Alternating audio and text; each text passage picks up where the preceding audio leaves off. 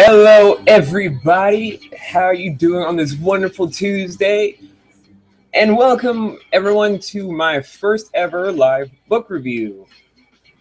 And right now, I'm trying to play something kind of from my childhood in the background, where it was me waking up every morning to either In Living Color or Saturday Night Live reruns on the TV set.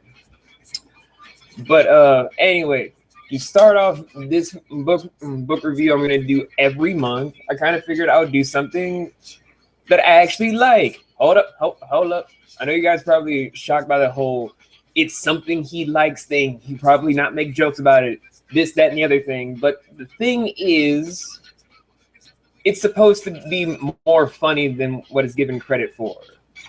And the series I wanted to start off with for this whole first month thing is from one of my favorite trilogies, which is also one of my guilty pleasures, the Trill series, and the 3 books inside them. And the book in question that we're going to talk about is, of course, the darling of all darlings, if you like to call it a darling, Switched, the first book in the series. Guys, it's the first book in the whole series. Why else would I call it that? But that's not the only thing about it that I actually want to discuss. Because, well, there's something about this book that just screams something a little bit different than its siblings, where it just wants to say it's laptop, help me out here. Come on, laptop, help me out. What is the book trying to say about itself?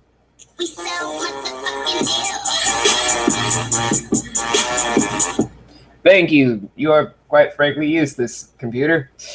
Anyway, where do we begin with this first novel? Well, pretty simple actually, with a nice little prologue with symmetry, where the protagonist of the story, named Wendy Envy, evenly, is 6 years old at her own birthday party, and she's just, you know what usual 6-year-olds do: complaining, whining, being annoying, being a little shit. God, I need to get my language in order. But let's deal with that issue next month. But what happens during this joyous of days, you may be asking? Well, after complaining a little bit, the mom decides, you know what, I'm gonna stab little girl. I'm gonna stab little girl. And it's like,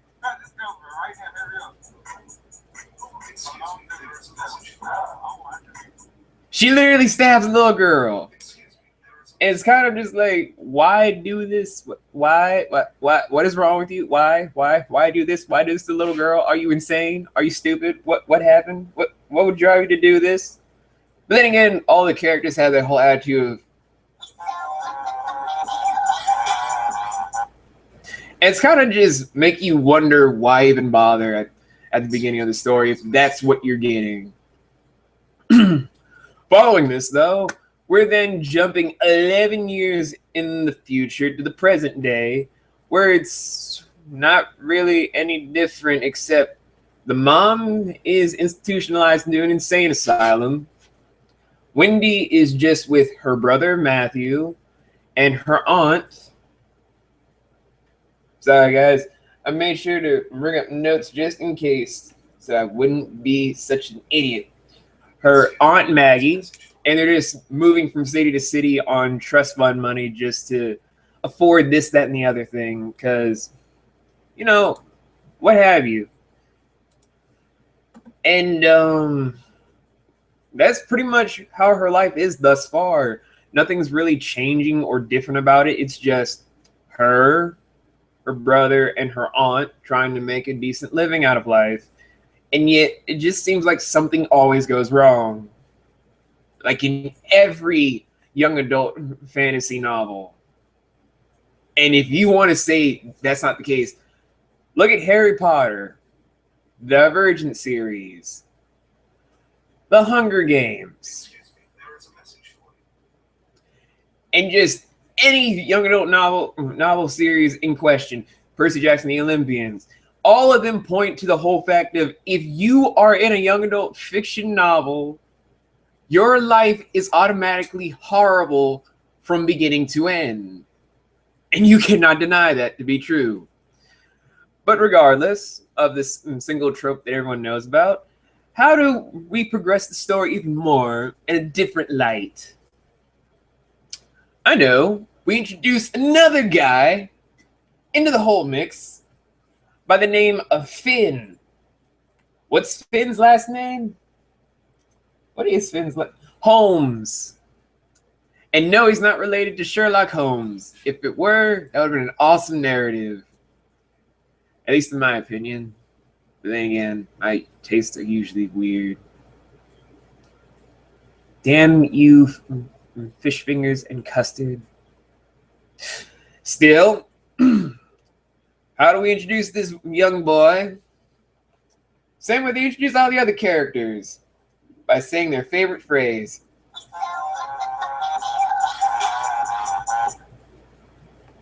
Or in his case, he's just being all stalker to the point where just like, child, what are you doing?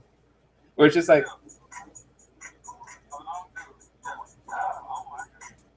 and he does it anyway, just being that whole stalker moron, just like, I want to be near you, but not near you. I'm trying to pull an Edward Cullens, yet also pull a Jacob Black. Let me do both, woman. Let me do both. And we all know that can never really go right. I mean, what woman wants that? Fuck you, 50 Shades of Grey. Still, the narrative does pick up more and more as we kind of get more exposition dumps from it. Like, apparently Wendy having this ability to make people do what she wants just from thought or speaking seductively. I thought it was just her becoming a woman. But then again, I just think all women have that power. And no, I don't feel that sexist because most guys would agree, and most lesbians would agree, women have the power to do that to men everywhere. I'm going to get so much flack for this, I already know. But how do we make this narrative even more confusing? By making it a will they, won't they narrative. That is right.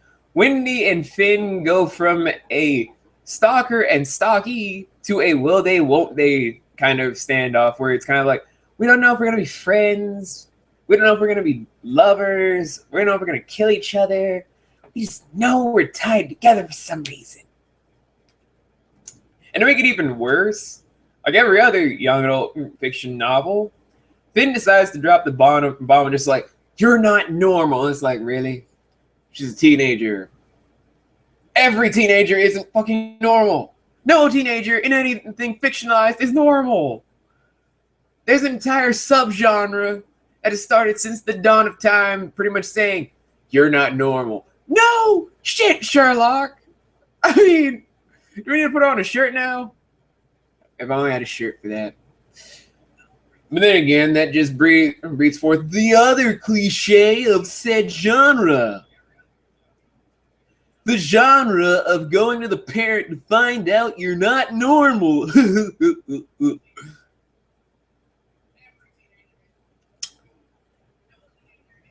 God, I really, really wish that narrative would stop and just be more innovative. But to this book's credit, they do it in a nice way that kind of goes back to a bigger bulk of backstory I'll get to later on right now. But I digress. The narrative goes on in a shocking light of the mother pretty much calling her a demon child, which if this were written by one of my other favorite authors, I wouldn't really put it past her to say, but this is neither a story in New Orleans or about a 15, 18-year-old boy whose very fate is something to decide the universe. Again, just in Louisiana. And thus, when she's going back to her regular life, Finn tries to see her one last time, but shocker, as I say sarcastically, because my arms are getting tired from flailing around saying how much the tropes bug me, he decides to leave her, saying he's done a horrible job and can't bring her to a location he's been trying to take to her since the beginning of the first act of the story. Does he say what the location is? Does he try to tell her anything that would be substantial to make her believe him? Does he try to do anything to persuade her to go with him? No! Because all the characters from the first act of the story are just feeling like,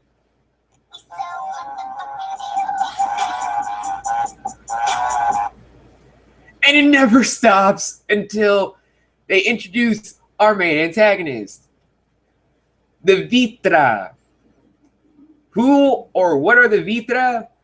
We don't know during the first act of the story. We just know they're here to kidnap Wendy because of some kind of plot or prophecy or some kind of MacGuffin title you want to throw in there. Just be like, there you go. There's our story. And how does Wendy take all this? Well, in a surprising light, she's trying to fight back, but gets her ass kicked violently, severely, and to the point where you're just thinking it is female abuse. Almost like it's a woman in a refrigerator scenario, except she's fighting back. So suck it, feminists. You can't really say this shit is sexist at all, especially since this is written by a woman, which would be very counterproductive. So after getting beaten down and then having her brother come out to try and save her and get his ass kicked, Finn mysteriously and unimaginably reappears once again to save her from herself and her stupidity. Which is probably not that shocking due to the fact it's not.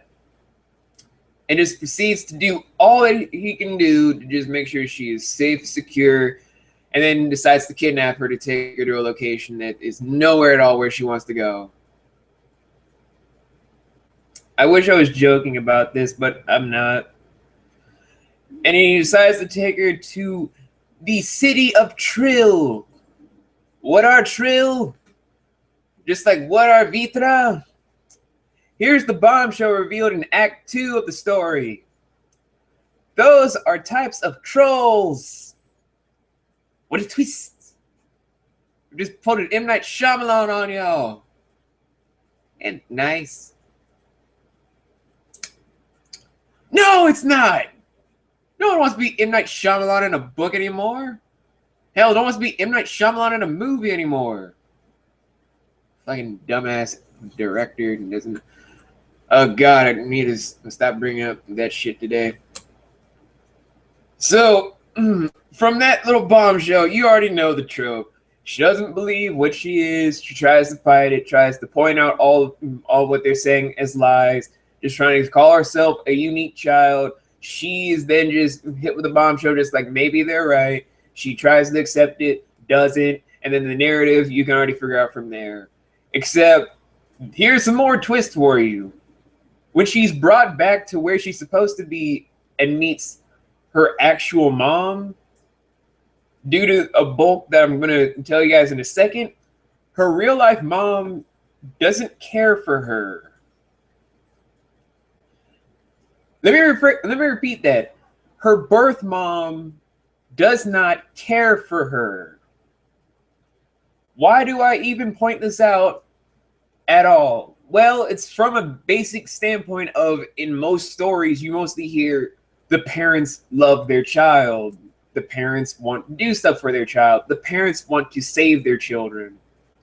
And yet from book one, you already get a glimpse into Wendy's real life mom, Elora Dahl. Apparently Wendy's real last name is Dahl. Doesn't care for her daughter. She's brought home, is expected to be something else, but the mom is automatically not only disappointed, but at the same time feeling like she doesn't care for the child whatsoever. It's an interesting narrative to point out, especially with the dramatic lore that comes from it being changelings.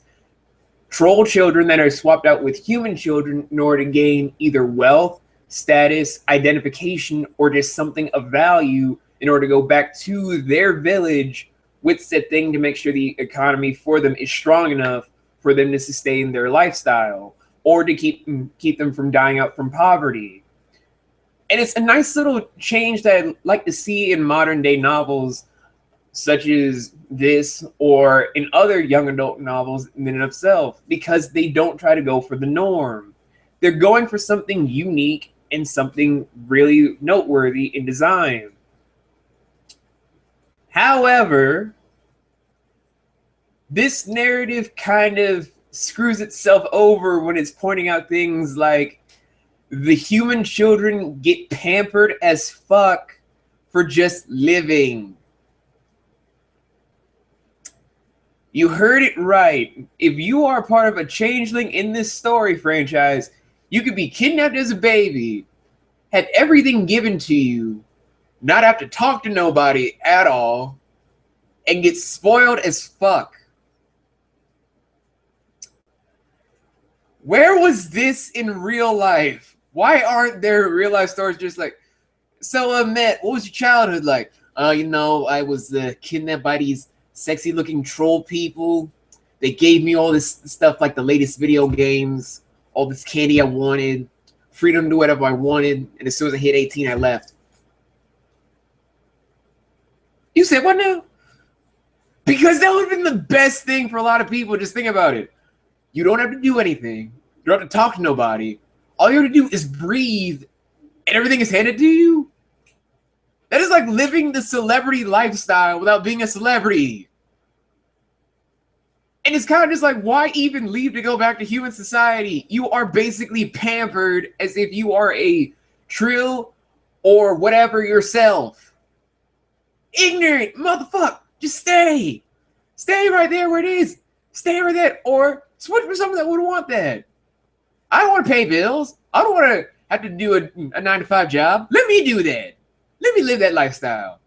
Let me just sit on my ass making YouTube. Wait. I lost my point. Anyway, back to the plot itself. Or at least what they're trying to make a plot out of during this first story. So Wendy's brought home. She meets her changeling named Reyes, whose name would have been something generic-y for rich upper class people. I don't even want to say the name because of how dirty it is. And it's basically like the whole simple narrative of meeting what the other side is. You meet the person that lived the life you were going to live, know what they know about that society, expect them to know all that stuff, but then get sidetracked on other stuff, and then keeping secrets to make the plot go forward more and more as if it's a giant plot device, when in actuality it's nothing more than a disguised MacGuffin. No, not Machina. MacGuffins are just stuff that doesn't really matter to the plot except it's just made for entertainment. But I digress. The plot must move forward. So what is Wendy brought home to do?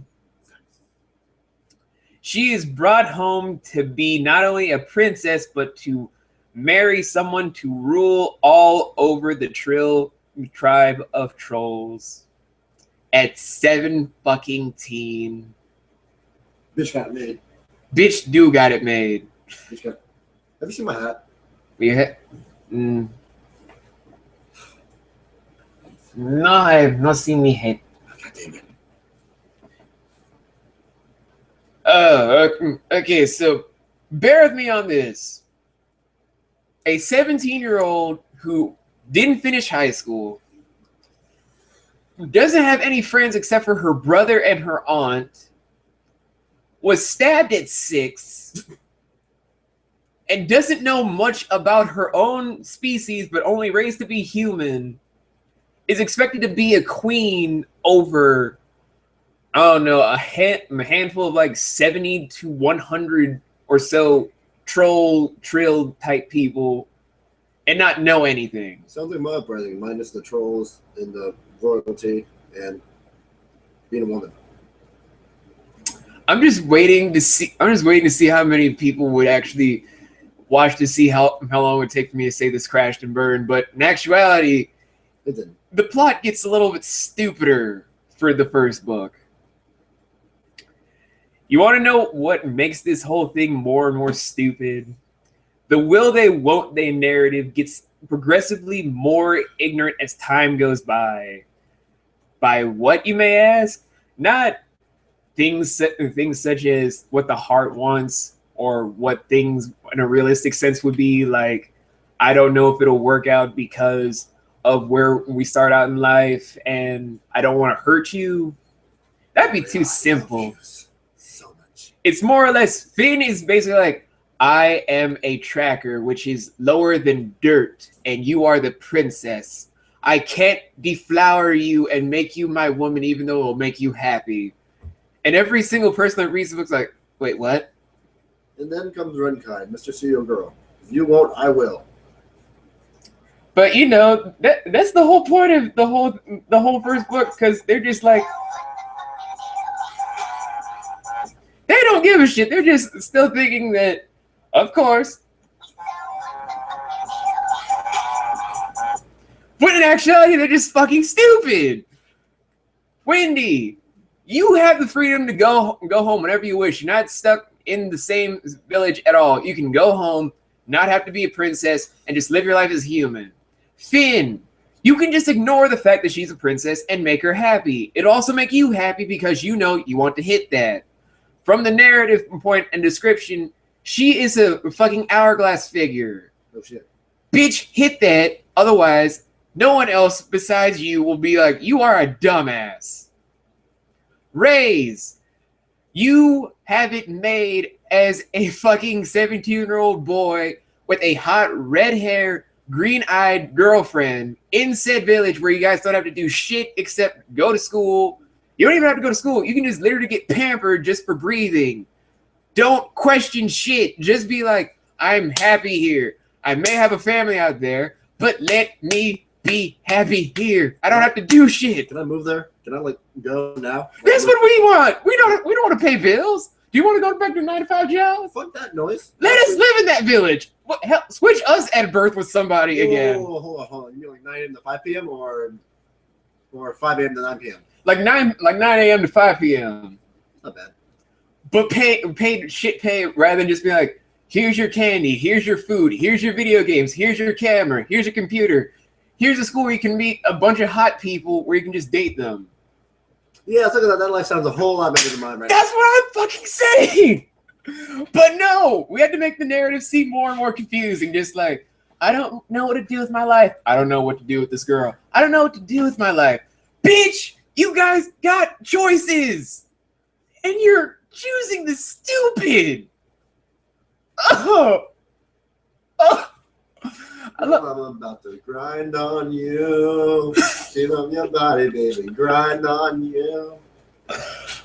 Oh my god. And to the credit of the story, when they're not doing that, there are good moments in the story. In Cairo. Okay. Daytime shades. Like the fact that Allura, when she's not being like, oh, you're still here, Wendy? Okay. Also, why is your name still Wendy? You're not a human. Mom, why don't you love me? Because you're adopted. Oh, shit. Mother got real. Mother got too damn real. When she's not doing that, she's just like, as a princess, you must learn the society at large. You must know all the military procedures, all the people in the towns, how to and not to behave, how to make sure everything about you is not a complete waste of time. Mother of the fucking year just being like, bitch, I may not love you, but you gonna learn this shit today. You gonna learn today, motherfucker. Otherwise, it's gonna be that whole weird-ass scenario of, I didn't teach you a damn thing.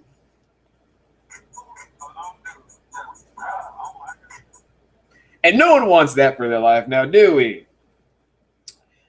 But still, during those moments and when she's not being all catty with the other rich lady of Aurora, Croner. It's pronounced Croner.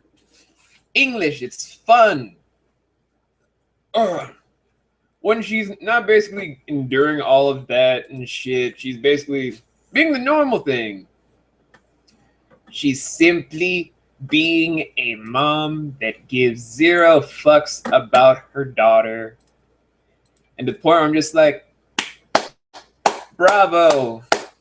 You are a horrible woman. Bravo. Mother of the year. Although, to be fair, when she pretty much says she doesn't really care for her, it's simply because of how ignorant Wendy acts, which is another thing I like about this narrative. It's a parent that doesn't like the naivete found within the protagonist. It's simply beating down on you that you're not supposed to be this stupid. Act more and think more about what you're trying to do, which is something a lot of characters in young adult fiction don't grasp. It's merely, I'm doing this, I want to do this, but I don't know how. And yet the parent is literally like, I'm trying to teach you, but you're not listening. Your naivete and what you think is right is what's dragging you down. Something I wish two individuals in my life would learn. But that's a story for another day. And I can kind of see why the character of Alora makes sense because of certain things. Like for her, as introduced during the first book, every troll has various different powers depending on what happens. For Wendy's mom, she is a very powerful mentalist where she can also not only do stuff with her mind, but she can paint the future. Artistic recognition, or like Wendy's two friends that she meets throughout the first book, Willa Strom and Tovin Croner, with Willa being an elemental troll that can manipulate the wind, and Tove, I pronounced his first name wrong, Tove being a powerful mentalist that can use telekinesis. And with all that stuff, when you hear all the stuff that Alora does with her narrative, you're just like, why even suffer through all this when you know you don't have to? You see what's going to happen. You've even painted the climax of chandelier, wounded person of interest, blood on the floor, chaos everywhere. You don't have to endure this. You should know what to do in order to make sure to keep peace and to make sure to at least give that person a fighting chance. But at the same time, when you think of that narrative, it's kind of like why people enjoy Doctor Who. You see what the present day is, and yet you know when you go in the past, you can't change anything. You try to make sure that they still go on track without being derailed too much. You can intervene a little, but you shouldn't try to make the future whatever just because of something you're afraid of or because you want to prevent it. And I can appreciate it. It is a nice narrative and a nice story to kind of branch from. The sad part of it, though, is the fact that it cuts through into what she wants to do with Wendy. Because when you see all those key clues, you're seeing that she's not really disappointed in Wendy or hurt by her existence. She just doesn't know what to do anymore since she just sees all these bad things happening. And like most parents, she's trying to prevent it. The only problem is she's coming off callous due to some kind of backstory we do not know yet because, like I said, first book, not going to have all the answers. Still, it would have been a lot more of an emotional thing that we would have enjoyed more throughout the narrative if we got at least more subtle hints, at least from my perspective. And then we go back to the will they won't they subplot where it's just like, Wendy, I love you, but like I said, I'm a tracker. And even though I'm sexy, and even though you're hot, and even though we both are attracted to each other, and even though we all know these signals are right there for us to be each other's first real relationship, I cannot do it. You are too amazing, too perfect, too ready for me to just plow the shit out of you as if I were nothing more than a sex symbol and you nothing more than a goddess among women. But I can't. My status says no. And every dude reading this, pretty much using this as either drooling material because of the Wendy character being so hot, or being a supporter of the Fendi ship, they're just like, you stupid bastard. You stupid son of a bitch. You could have gotten that and be locked down for life. But then again, during that narrative, he decides to be like, I'm going to give you one final kiss, and then you will never see me again. And that goes as well as you think. It kind of goes like, oh, he left me. My heart, she's aching. And then every person is like, he's going to come back. Just wait, he's going to come back. No, he's not. It is never coming back. He's coming back. It's that kind of story. He's going to come back. And lo and behold, as soon as we enter our climax of like introducing Wendy as a full-on princess in the gown that's shown on the cover of the book, which I shall now show to you guys.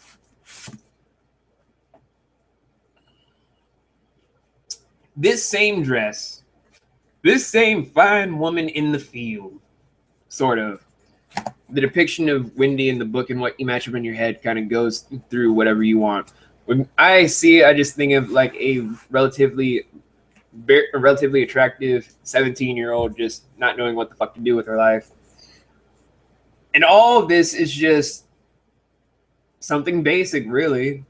She's presented, being shown off as if she is a super desirable woman. Men that see her as a sexually desirable female try to grope her and feel up all on her. Like how female cosplayers feel at Comic-Cons or your conventions of whatever nature. She gets saved by her new male best friend, Tove, who just seems like, I'm your buddy. I don't want to do anything. I'm just that one male guy friend in every story you find. Or she might get saved by Willa, who just wants to have a chill gal pal every now and again. And just from that, you're just like, maybe there's going to be a quiet ending. Maybe nothing bad will happen.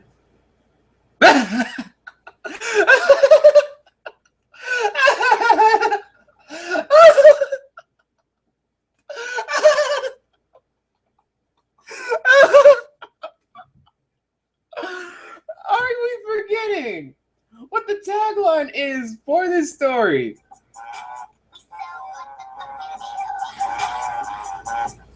Now, for those of you that didn't hear it the first time, the tagline for most what these characters pretty much do for their actions, it's just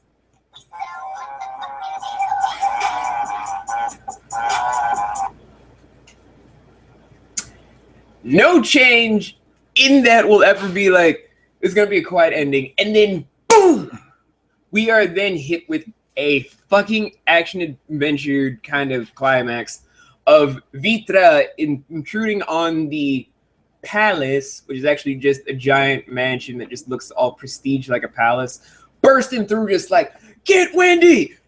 Fuck everybody up! Let's do this! Woo! Which many people would just consider either terrorism or just an in-home invasion, since they're all the same species, just different tribes. I just kind of figured it as like a tribal attack, because, you know, tribes, and the trolls and tribes. And shut up! It's the actual narrative! Leave me alone! And so, what happens? Well, the painting of the part of the climax. A giant-ass chandelier tries to fall on Wendy and crush her. She evades but gets severely bloody. And some of the Vitra characters that were introduced early in the story come back, like Kira and Jen. And before you ask, Jen is the male and Kira is the female. Just to clear that up, Jen is a muscle-bound tracker for the Vitra, and Kira is a sadistic female tracker for the Vitra. It didn't seem that important to mention in the beginning of their introduction, so their names just didn't feel like coming up. But from their arrival, we then are introduced to. Hold on to your seats for the shocking thing. Are you ready? Like, I'm gonna get back in my seat and hold on these arms. You ready? You ready? Finn comes back. Biggest fucking ever. Biggest fucking ever. You can't have that narrative without the obvious. The main love interest of the story will always come back whenever. Simple as that. But because Finn comes back and brings a bunch of other people in to even out the odds, even though they weren't being overrun, it was just like 14 people, and then all of a sudden everyone is just like, Finn's back, let's fight back. Do, use your powers, everyone. Pull out all the Deus Ex Machina that you have in your hands. And also you, living MacGuffin named Telp, are you ready? Do I have to? Yes! Alright. I'm going to use telepathy to knock all you guys out of the way. And what happens at our conclusion? Isn't it obvious? Because it's always obvious. Wendy tries to persuade Finn to stay with her because she's in love with him. Finn is just like, I only came back because I wanted to save you, because you're the princess, our tribe's national treasure. I can't be with you because of your status, even though I'm attracted to you, obviously. And then just decides to dip. You know, like how most people like to say stereotypical black fathers are.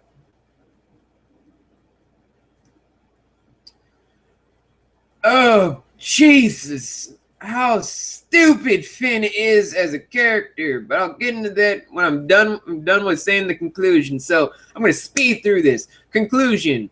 After all that is said and done, after all the shit thrown Wendy's way about what happened and her own choices throughout the first book is done, she decides to get raised, go all the way back home, and pretty much is on her doorstep, pretty much like, Aunt Maggie, Matt, your little girl is home. The end. And you might be surprised to hear this, but I actually like this story. I mean, don't get me wrong. There are flaws and plot holes and various writing errors out the ass. But because of how good this story is, you kind of not really noticing them unless you're trying to be an actual critic with it. The narrative is sometimes choppy, like how real life is in certain points. But at the same time, it also goes to a good fantasy sort of setting with life. You never know what to expect or what kind of things are thrown at you in any kind of adventure, whether it's fictional or real. That's something that they do well with the story. And I applaud Amanda Hocking, the lady that wrote this story, for making this. And for making all of the characters that I enjoy, starting from Wendy. Although she wasn't my favorite when I first read the story, since I just read it because the cover looked interesting since it was red and there's a castle in the background and flowers and a blood stain on a beautiful lady's dress.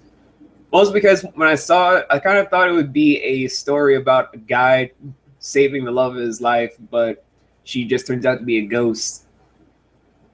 Actually, that sounds like a good book idea. Let me type that up right now. Done.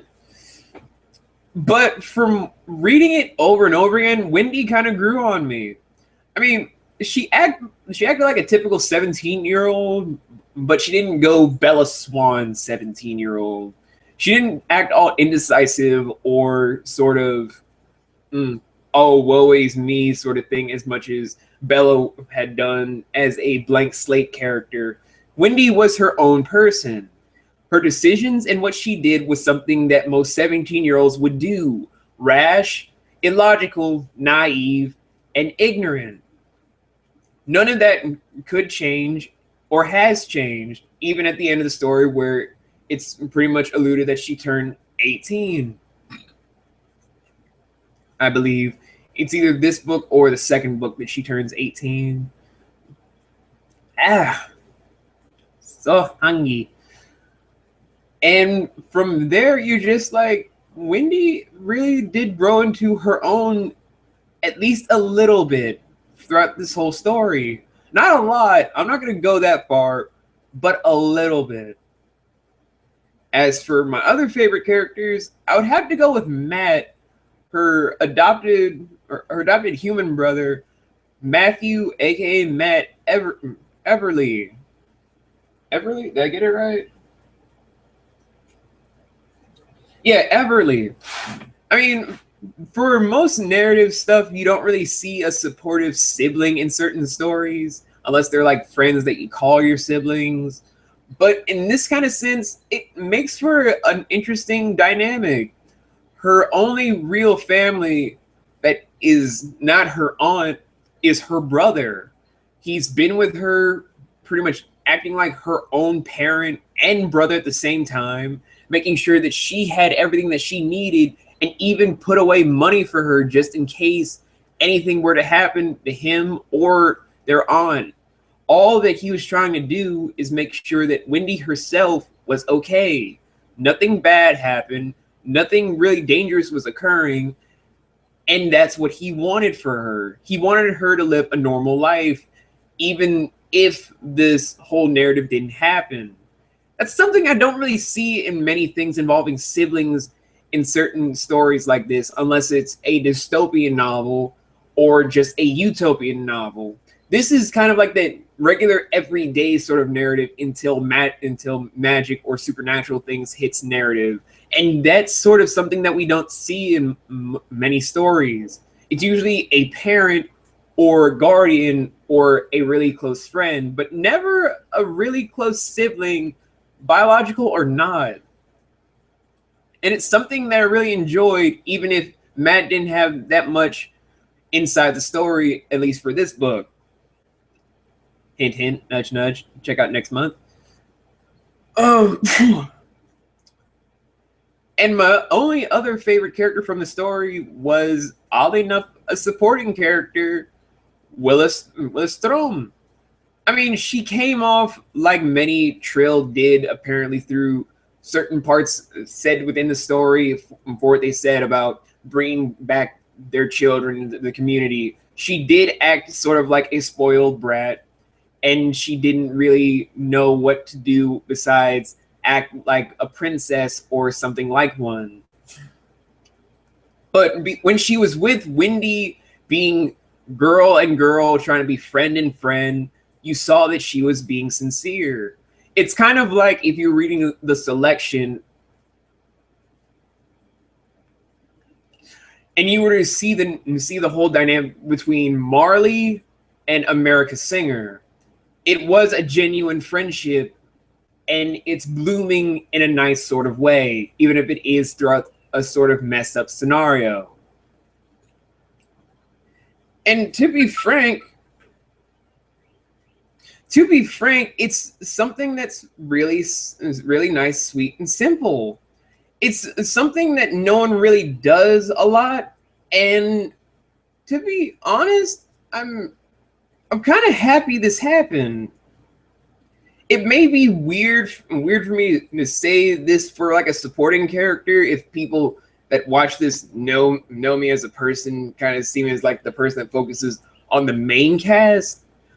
But I can appreciate a good sort of story coming from this event, if you will. And then we had the bad characters that just made me want to tilt my head and be like, did you really do that? First obvious thing would be Finn. Now, as many male love interests go, I've put up with a lot of ignorant assholes. But Finn, as a love interest character, if you just take him out of that, he's an awesome character. He doesn't do much to the narrative to make it seem like it's an obscure thing or distracting for anyone to see. That's not the issue. The issue is him in the will they won't they narrative, where it's just him not being as bad as Aspen Ledger or Luke from Luke Castaway, Castello. I hope I'm saying it right for all the Percy Jackson and the Olympians fans out there. Or even the mother of god awful love triangle of vampire, werewolf, girl that should have been hit by a car during her first week in Forks. Finn is redeemable if you take him out of that narrative, but in it, he's just irritating despite what he's trying to do. You can applaud him on what he's trying to do for duty, but when it comes to him not really taking advantage of it, being like, you're a girl, I'm a guy, let's at least have something so that we know that what we have can be real. Instead, it's just, I can't do it, so let me mind fuck you nonstop until you're feeling broken. It's not something I like, nor will I ever like. And it's always distracting to me because, well, it's not right at all. Ever. I want to be by the character side, don't get me wrong. But none of this just seems good. Nothing about this seems right when it's just, I want to put duty first sort of narrative. What duty? You found her, your job is done. Be there to make her happy. Do that for this lady. Make her happy. Why is that so hard? I mean, am I wrong to assume this? Anyone at all? I just want to know that what I'm feeling is not somehow people thinking it's okay to just be like, you can be stupid and no one will ever notice. I just want that kind of confirmation so that it's not, you're overthinking this, you're not thinking it right, you're just assuming all this stuff. No, I want to know up front, is what I'm thinking bad or, messed up for what I'm pretty much trying to get across. But that's not to say he was the absolute worst character I got from the story. No. He's only the third from a romantic standpoint, as I will clarify once again. For the second worst, well, I always save that for the character that is not really utilized well, and that is Alora Dahl. For her, it's not really her being a bad person, just poorly written in her first couple of appearances within the story. You know she wants to be a good parent, but she doesn't. She's just written to appear like an asshole. Which is nice if you want to make an asshole character that becomes a good guy cliche. I mean, it's worked before in various other young adult novels. But the problem isn't with that. It's with this story in particular.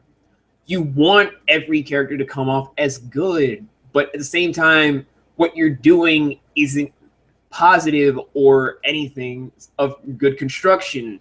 You're making us hate someone that has good intentions disguised as what typical parents would want to do, but are blinded by their own blight because of some past we don't know.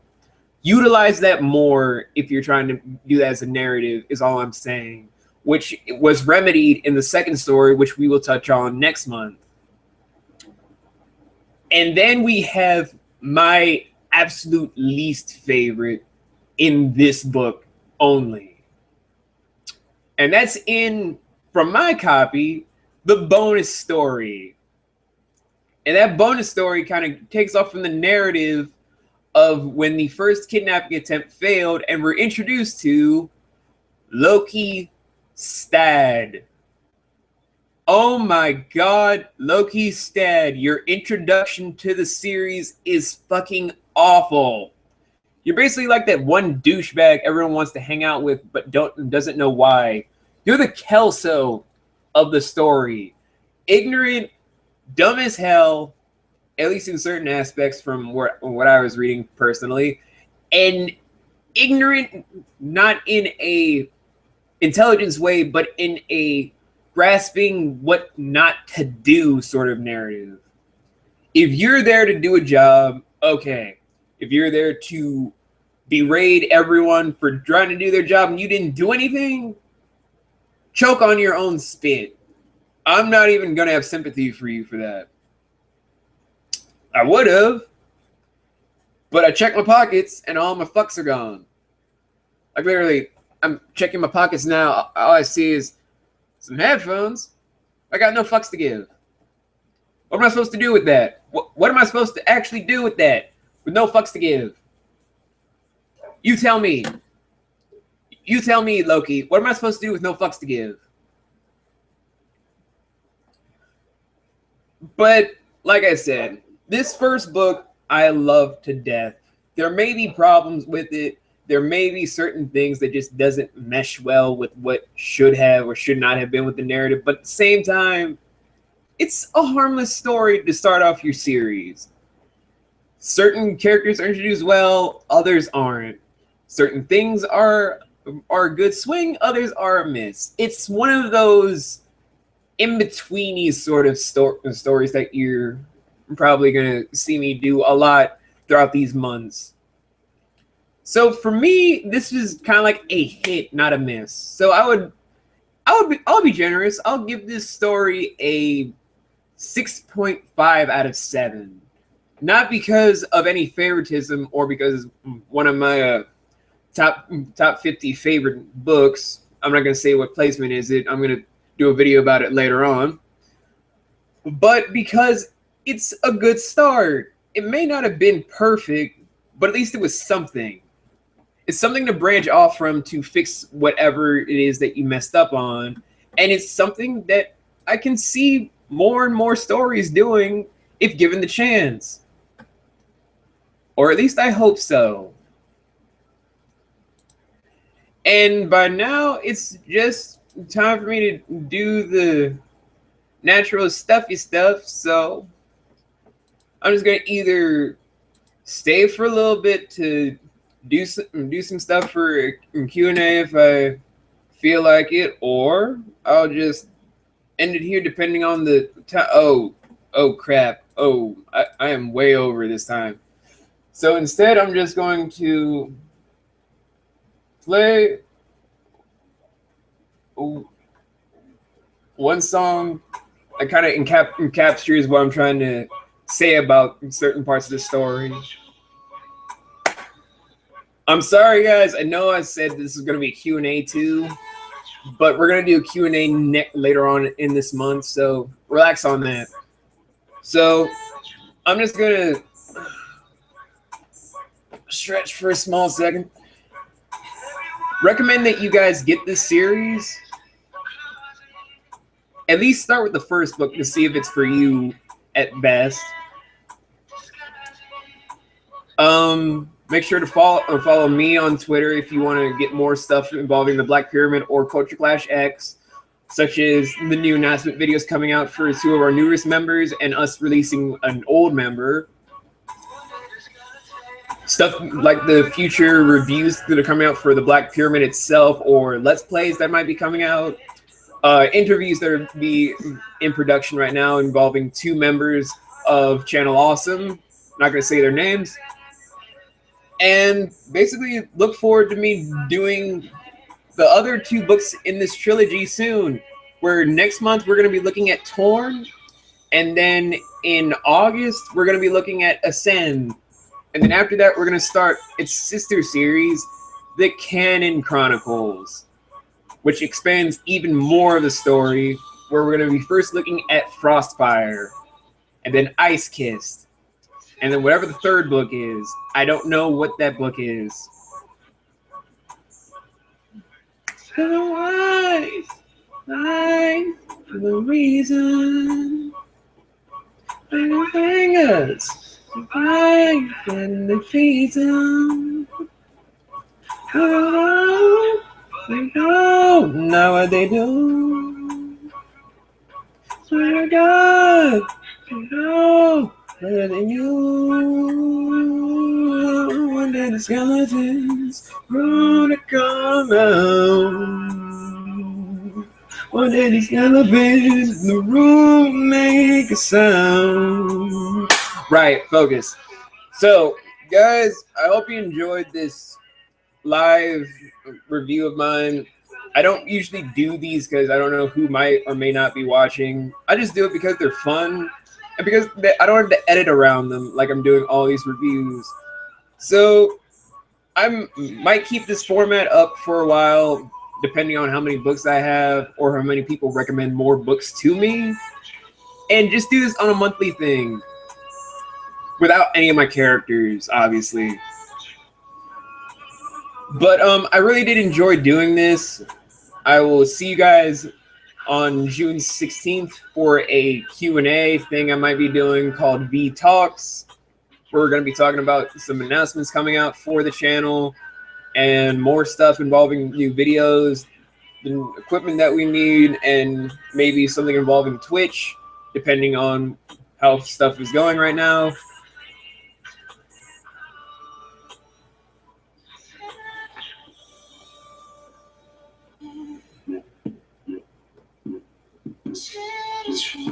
And I will just, I'm just gonna stop it here because I'm tired.